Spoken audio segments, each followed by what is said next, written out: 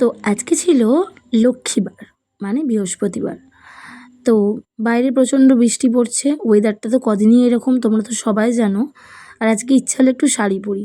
শাড়ি পরতে আমি ভালোই বাসি, কিন্তু ওই বাবু হওয়ার পর থেকে আর পরা হয় না, সামলাতে খুব অসুবিধে হয়। ওর পেছনে সারাদিন যে ছোটাদৌড়ি করতে হয়, তার জন্য নাইটিটাই বেস্ট। এই শাড়ি পরে ছোটাদৌড়ি করার জন্য মানে একদমই পারফেক্ট না শাড়িটা।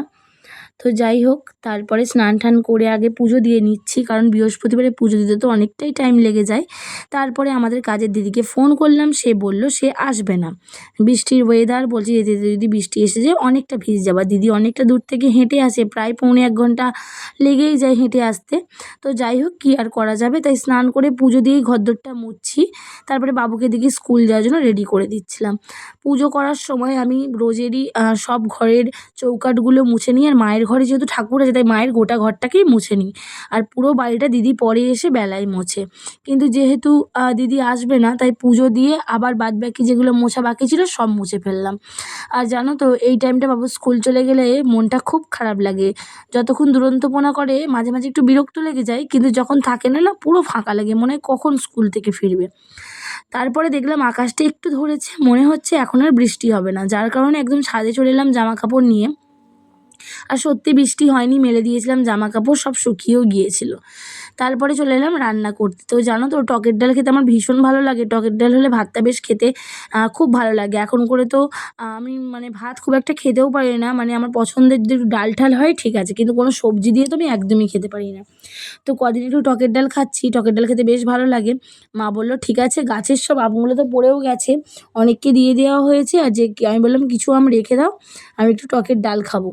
মা বললো ঠিক আছে, তো সেই কারণে একটু টকের ডাল করে নেব। আর রান্না বান্নাটা অনেকটা আজকে বেলায় বসেছে, কারণ সব কাজ মিটিয়ে বাবু স্কুল চলে গেল, তারপরে কিন্তু রান্না বান্না বসিয়েছি।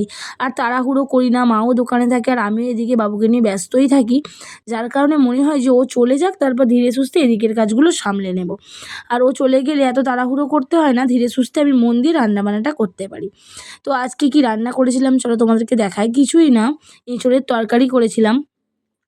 তো আগে আমি এসব কিছুই খেতাম না, জানো তো, কিন্তু এখন বেশ খেতে ভালোই লাগে। বিয়ের পর শুনেছি সব মেয়েরাই এরকমই হয়, মানে বিয়ের আগে খেত না, বিয়ের পরে সবাই খায়। তো যাই হোক, টকের ডাল, এঁচোড়ের তরকারি, আর মা ওদিকে ডিম সিদ্ধ করেছে। তারপর সব কাজ মিটিয়ে একটু নেল পলিশ পরতে বসে পড়লাম। আর নেল পলিশ হচ্ছে আমার সাজের মধ্যে সবথেকে প্রিয়। যারা চেনো তারা জানো, যারা অনেকদিন ধরে আমাকে ফলো করছো তারা জানো, কিন্তু যারা জানো না তাদের জন্য বলছি, আমার সত্যি নেল পলিশ পরতে খুব ভালো লাগে, আর কোনো সাজের দরকার নেই। আর বলি, আমার এই নেল পলিশ পরে থেকে কেউ হাসবে না, জানি চারিধারে লেগে আছে।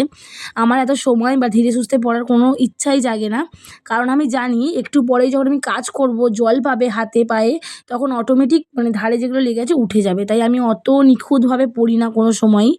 তো চলো, টাটা।